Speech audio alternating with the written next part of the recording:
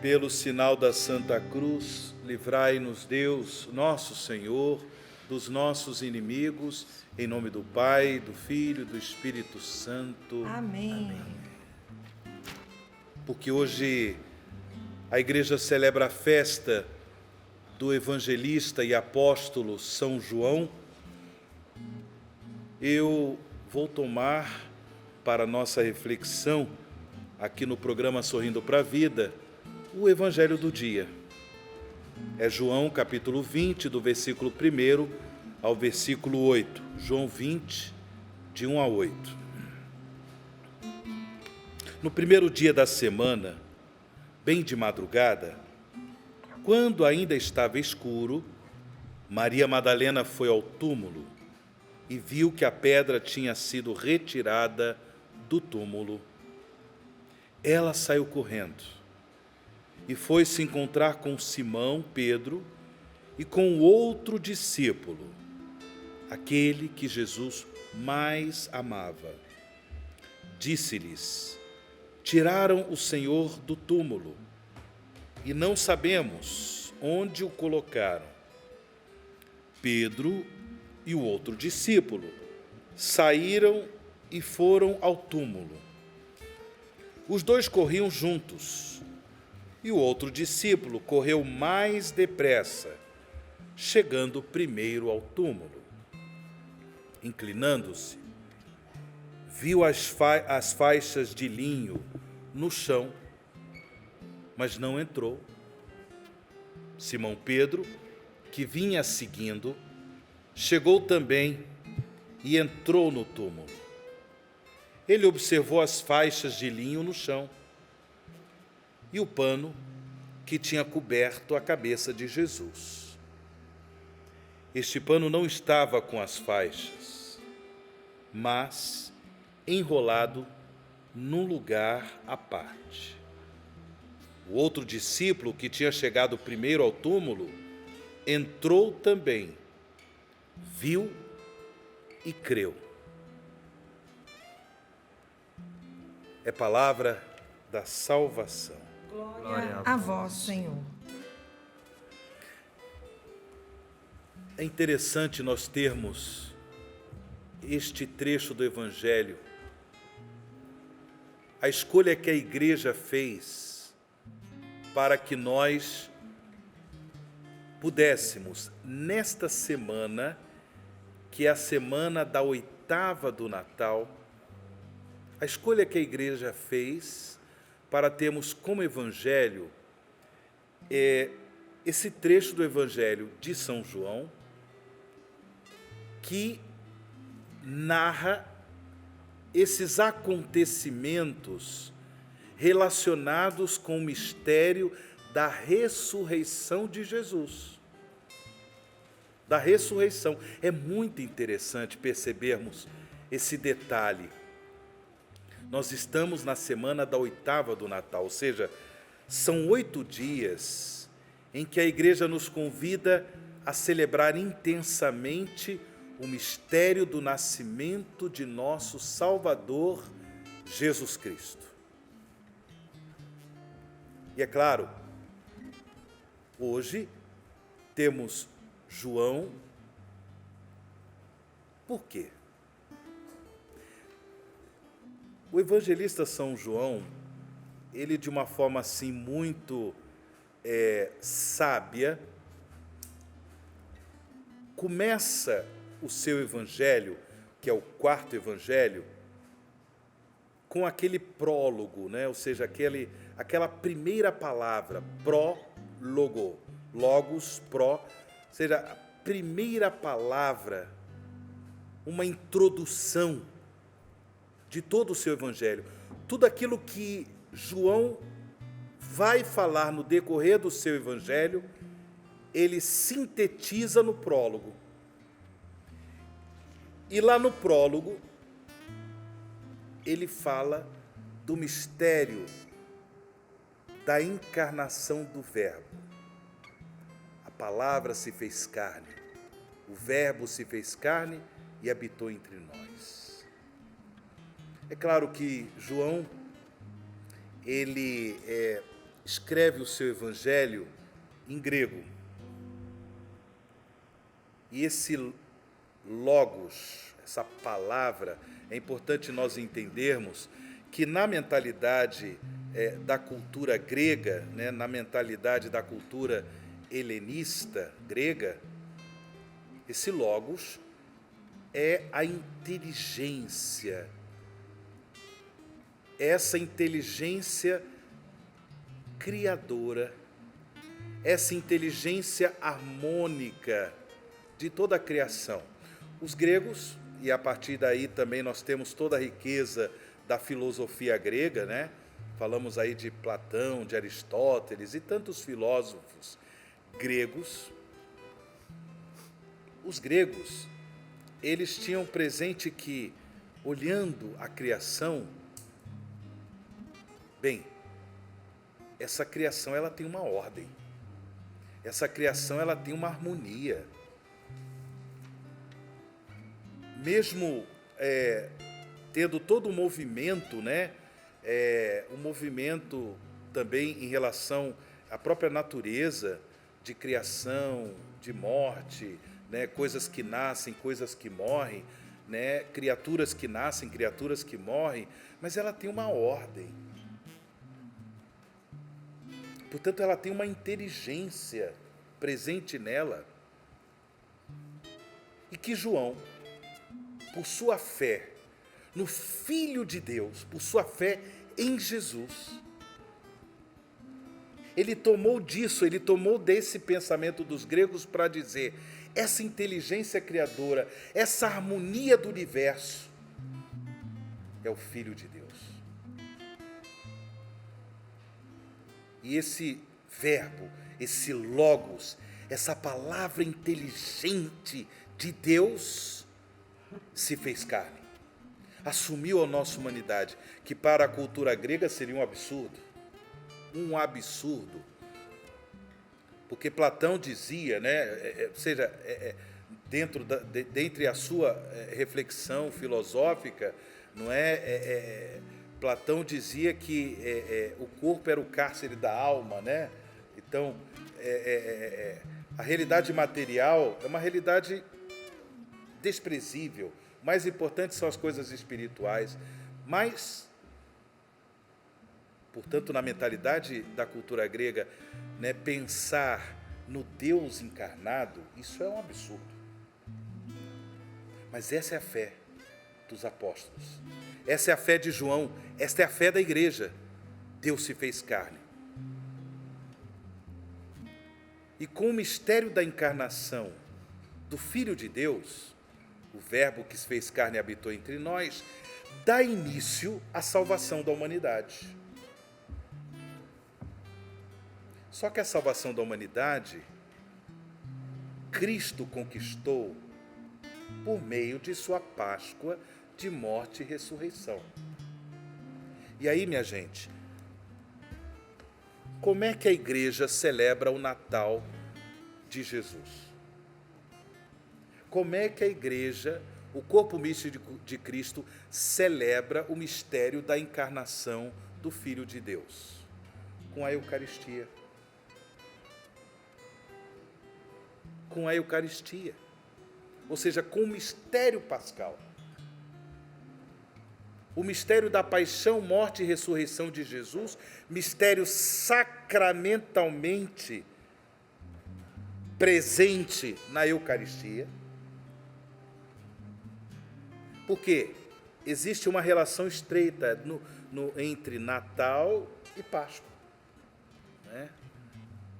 O Filho de Deus assumiu a nossa humanidade. Essa humanidade precisava ser liberta da condenação eterna. Essa humanidade precisava ser liberta da escravidão do pecado.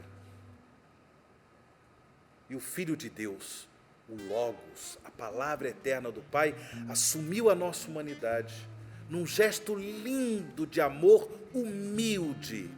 Num gesto lindo de amor humilde, assumiu a nossa humanidade e essa humanidade foi crucificada na cruz. O Filho de Deus morre na cruz no terceiro dia ressuscita. E com o mistério da sua morte, ele tira do domínio do demônio a carne. Ele tira do domínio do demônio a humanidade pecadora. Mas ele no terceiro dia ressuscita. No terceiro dia, ele ressuscita com essa carne, a nossa humanidade, vencedora da morte, vencedora da escravidão do pecado, vencedora da escravidão do demônio. E claro, Jesus está vivo para todo sempre.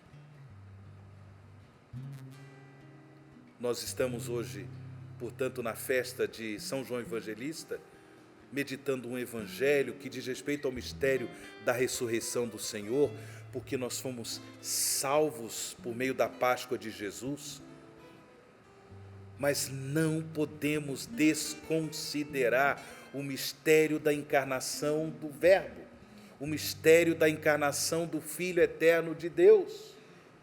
É por isso que na oitava do Natal, celebramos São João Evangelista com um evangelho relacionado ao mistério da ressurreição do Senhor. Ficou claro, minha gente? Esse é um primeiro ponto. A igreja celebra o Natal de Jesus com a Eucaristia, com a Páscoa do Senhor.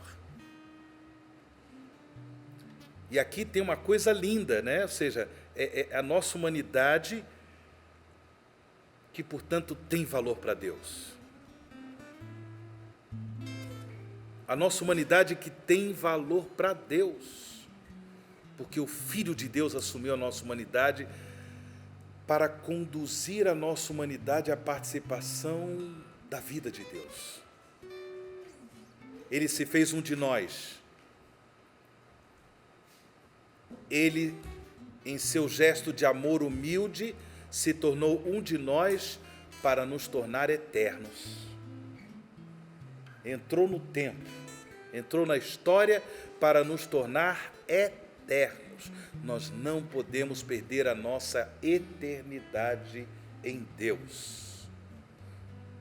E por isso temos que viver o dom da vida nova em Cristo Jesus. Não podemos, uma vez que Ele nos libertou por sua Páscoa de morte e ressurreição, né? Ele nos libertou da escravidão do pecado, da escravidão da morte, da escravidão do demônio. Não podemos nos tornar escravos do pecado, mas temos que viver o dom da vida nova que o Espírito Santo nos garante. Porque Ele se fez, Ele sendo eterno, entrou no tempo para conduzir a humanidade à participação da vida eterna de Deus. Bem, a partir dessa explicação, voltemos para o evangelho de hoje. Maria Madalena foi ao túmulo, viu que a pedra tinha sido retirada do túmulo, ela sai correndo, foi se encontrar com Simão Pedro e com outro discípulo, aquele que Jesus mais amava. Em outras traduções das Sagradas Escrituras, né, aquele que nós conhecemos como o discípulo amado, né, o discípulo amado, aquele que Jesus mais amava. A tradição da igreja diz que esse discípulo amado é João. Mas, e aqui eu chamo a nossa memória o Papa Bento XVI. Bento XVI, que nos deixou há pouco tempo, né? Ele, no seu pontificado, fez às quartas-feiras, né, no encontro com o povo, algumas catequeses dedicadas aos apóstolos de Jesus. Então tem catequeses dedicadas a João Evangelista. Só que João Evangelista um apóstolo tão importante, tão significativo para o colégio apostólico, que Bento XVI dedicou algumas catequeses, não uma apenas, mas algumas catequeses a João. E numa delas, se eu não me engano, na primeira catequese, né, dedicada a João, Bento XVI diz assim: bem, a tradição da igreja diz que o discípulo amado era João. Porém, existe aí um debate exegético. Os estudiosos dizem, mas será que é João? Por que João não diz eu que era o discípulo amado? Não é? Por que João não diz isso? Né? Eu que era o discípulo amado, saí correndo. Ele não fala. Ele é o autor do Evangelho, o autor do quarto, né, Evangelho. Mas ele está falando do outro discípulo. Seja João evangelista, está falando o outro discípulo, aquele que Jesus mais amava, o discípulo amado. Então, é João, não é João? Bento XVI diz assim, olha, os exegetas vão estudar, eles vão se aprofundar, não importa. No fundo, quem é o discípulo amado? Todos nós. Todos nós somos chamados a assumir a vocação de discípulos amados de Jesus, porque todos nós somos amados por Jesus. Todos nós somos amados por Jesus. Todos nós. Então não é uma predileção desse ou daquele, né? João era o mais predileto, né? Não, e os outros não eram tão amados assim. Não. Jesus nos ama a todos. Agora, será que eu aprofundo o meu amor? Será que eu aprofundo a minha comunhão de amor com Jesus? Aí entra a diferença. Que a gente percebe na vida da igreja que tem gente que nos testemunha ter muito mais amor por Jesus do que outros. Aí sim. Tem gente que vai, mas não vai, segue, mas não segue, ama, mas, sabe, de vez em quando nega, né? Tem vergonha do amor, mas tem gente que não, que está ali mordendo o calcanhar de Jesus, está ali adorando o nosso Senhor, seguindo Ele, custe o que custar, o pessoal ri da pessoa, debocha da pessoa, a pessoa está ali, não é? Então aí entra o chamado que hoje nosso Senhor nos faz. Quem quer ser o meu discípulo amado? Aí nesse ponto, irmãos e irmãs, nós podemos de uma forma sadia viver uma rivalidade. Sadiamente podemos viver uma rivalidade. Bem, vamos continuar dizendo que João é o discípulo amado, não há problema nenhum, mas ele representa todos os discípulos de Jesus que são profundamente amados pelo Senhor. O Senhor que deu a sua vida pela salvação de todos nós. E aí, o próprio discípulo amado, ele nos faz um convite, que nós testemunhemos profundamente o nosso amor por Jesus. Vamos, não é, a partir de hoje, começar aí essa competição, essa sadia competição. Quem demonstra ter mais amor por Jesus? Quem demonstra ter mais amor por Jesus? A partir da fé que temos, a fé da igreja, do Cristo vivo, do Cristo ressuscitado.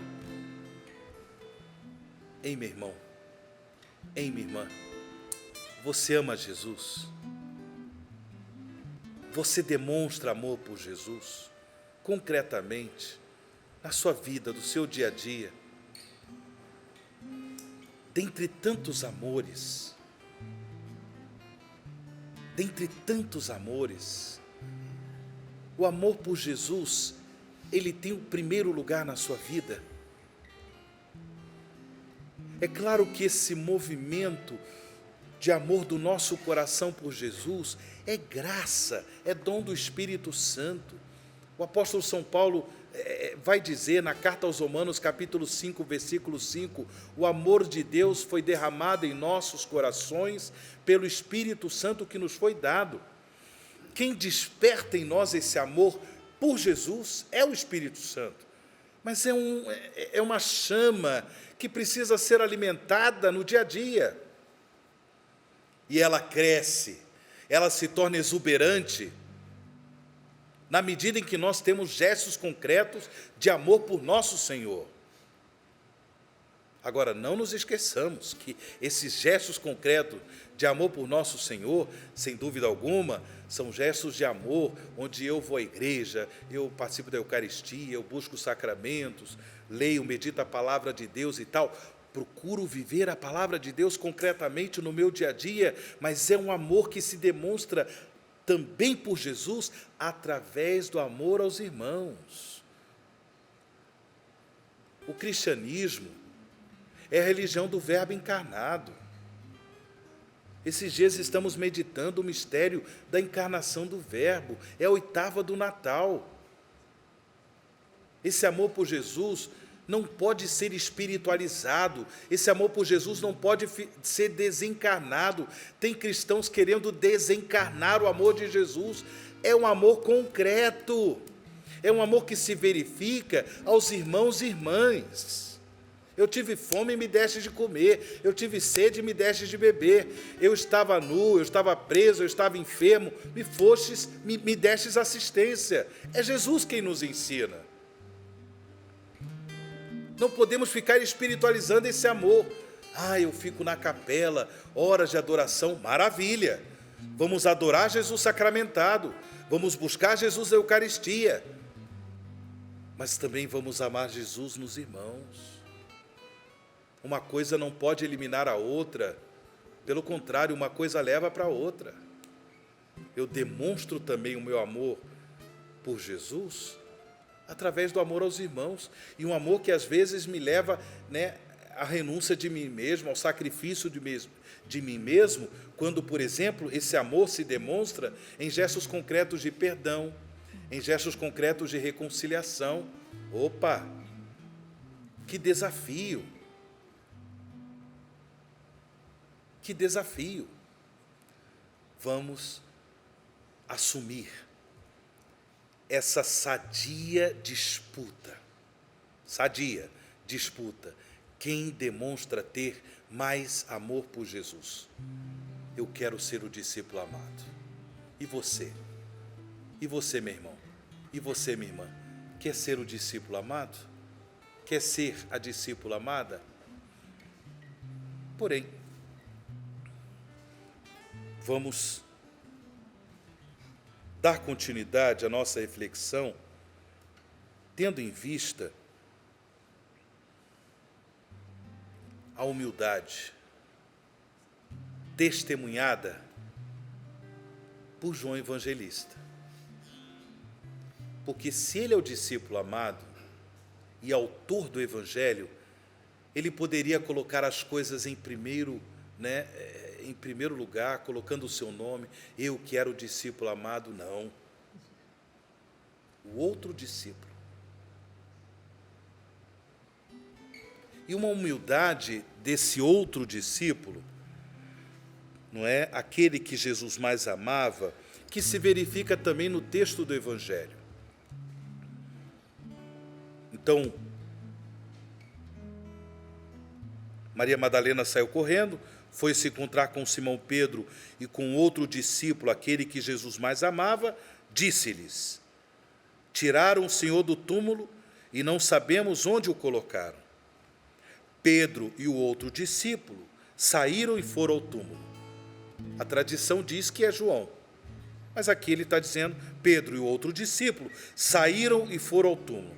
Os dois corriam juntos, e o outro discípulo correu mais depressa, chegando primeiro ao túmulo. Aí alguns dizem, porque ele era mais jovem, né? João era mais jovem que Pedro. Bom, aqui a sadia disputa. Quem corre mais? Talvez quem ama mais. Quem ama mais. Mas esse outro discípulo, que chegou primeiro ao túmulo, versículo 5, inclinando-se, viu as faixas de linho no chão, mas não entrou. Simão Pedro, que vinha seguindo, chegou também e entrou. Ele entrou no túmulo, o outro ficou ali na porta. Olha a humildade. Então, é uma sadia disputa entre nós. Quem demonstra ter mais amor por Jesus, dá o primeiro lugar. Olha a humildade do discípulo. O discípulo amado não quer aparecer. Não quer o primeiro lugar. É claro que aqui temos presente a tradição da fé apostólica, da fé da igreja, que coloca em primeiro lugar Pedro, a fé de Pedro. Se recordam daquela passagem do Evangelho de São Mateus, né? Jesus pergunta, e vós, quem dizeis que eu sou? Pedro toma o primeiro lugar, professa a sua fé, tu és o Cristo, o Filho do Deus vivo. E Jesus diz para Pedro, feliz és tu, Simão, filho de Jonas. E sobre esta pedra, que é a tua fé, edificarei a minha igreja. Então, os demais discípulos de Jesus, eles tiveram presente a primazia do apóstolo Simão Pedro. Então, mesmo sendo João o discípulo amado, quando os dois vão ao túmulo para testemunhar a fé em Jesus vivo, em Jesus ressuscitado, o outro discípulo, o discípulo amado, que Jesus mais amava, dá a Pedro a primazia. Aqui nós podíamos refletir tantas coisas, né? Do primado de Pedro, dos sucessores, né? Dos sucessores de Pedro, o Papa e assim por diante. Mas para dizer, quem ama mais nosso Senhor, testemunha a sua fé, o seu amor a Jesus, praticando a virtude da humildade. Mas aqui temos outro detalhe. Porque o evangelista São João, diferentemente dos demais evangelistas, Mateus, Marcos e Lucas, que são conhecidos como evangelhos sinóticos, porque eles são evangelhos semelhantes uns dos outros, não é? O evangelista João, quando ele narra o mistério do nascimento de Jesus Salvador, ele não apresenta para nós aquilo que está simbolizado no presépio, não é? Maria, José, Jesus na manjedoura e assim por diante. Ele fala da encarnação do Verbo, não é o que nós estamos vendo nesses dias. Porém, Mateus, Lucas, quando falam do nascimento de Jesus, falam, o menino nasceu na manjedoura, ele estava envolto em faixas. Aqui João fala das faixas. Olha aí que bonito. João inclinando-se, o outro discípulo, versículo 5, inclinando-se, viu as faixas de linho. Por quê? A relação entre o mistério da Páscoa e do nascimento salvífico de Cristo. Olha que bonito, né? O mesmo que nasceu em Belém, na manjedoura, foi envolto em faixas, é o mesmo que ressuscitou ao terceiro dia. Por isso, eles fazem questão de relacionar, dizendo, é o mesmo, é Jesus de Nazaré. É Jesus de Nazaré. Então, ele viu as faixas de linho no chão, mas não entrou. Simão Pedro, que vinha seguindo, chegou também e entrou no túmulo. ele observou as faixas de linho no chão e o pano que tinha coberto a cabeça de Jesus. Mas este pano, olha outro detalhe aqui, este pano não estava com as faixas, mas enrolado no lugar à parte. O outro discípulo que tinha chegado primeiro ao túmulo, aí sim, ele entrou também, viu e creu. Viu e acreditou. Então, até esse momento, eles não viram Jesus ressuscitado. Eles viram esses sinais, as faixas de linho, o pano que cobria a cabeça de Jesus dobrado, ou seja, porque Jesus ressuscita, ele mesmo toma a iniciativa, pega e ele dobra, coloca à parte. Ele viu esses sinais, túmulo vazio, faixas, e acreditou.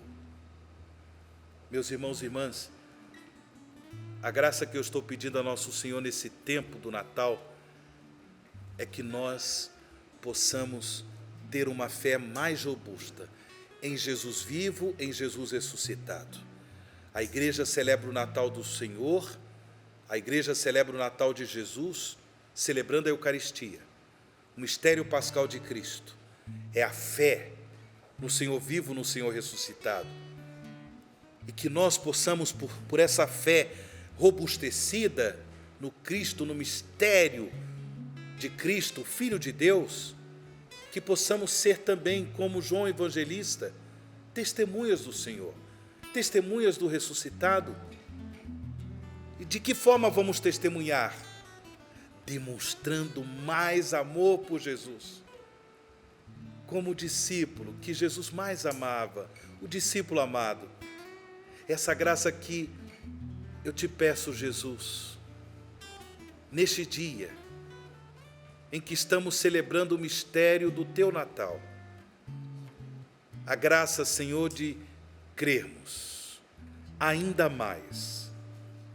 E aqueles que talvez não creem, eu te peço, Jesus, que pelo poder do Espírito Santo, o Espírito que realizou o mistério da tua encarnação no ventre de Maria,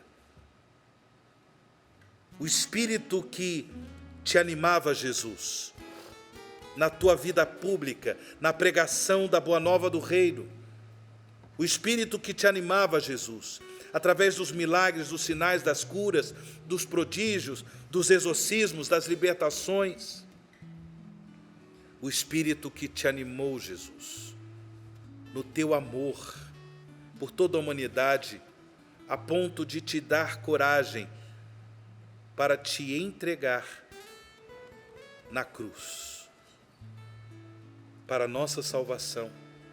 Este Espírito que te ressuscitou no terceiro dia, é esse Espírito que eu peço agora que seja derramado nos nossos corações, no coração desses irmãos e irmãs, para que possamos crer, Senhor, mais e mais, no teu mistério vivo, no teu mistério de Senhor, de Salvador, que possamos ter o dom da vida nova, Jesus, e assim demonstrar mais amor por Ti, mais amor por Ti. Nós te amamos, Jesus, eu te amo, esses irmãos e irmãs te amam, Jesus, mas nós queremos te amar ainda mais, Jesus, porque ainda nós, pelo pecado, demonstramos que não temos ainda um amor maduro por Ti, Jesus. Ainda preferimos coisas mundanas, ainda nos deixamos escravizar, Senhor, por coisas mesquinhas, ainda nos deixamos escravizar pelo pecado, Jesus. Mas nós queremos viver na liberdade dos filhos de Deus. Por isso te pedimos, Jesus, dá-nos o Teu Espírito, que o Espírito Santo seja derramado em nossos corações para que te amemos, Jesus. E neste amor bonito, neste amor maduro, que não nos deixemos escravizar pela sedução do pecado, como o discípulo amado, como aquele discípulo que tu mais amavas, Jesus. Dá-me a graça de demonstrar no meu dia a dia um profundo amor por Ti, e que através desse amor eu também possa amar os meus irmãos e irmãs, os meus semelhantes, o meu próximo, que eu possa amar de verdade e assim glorificar-te, Jesus, adorar-te, Jesus, bendizer-te, Jesus. Muito obrigado, Senhor. Muito obrigado pela graça que o Senhor nos concede no dia de hoje. Glória a ti, Jesus.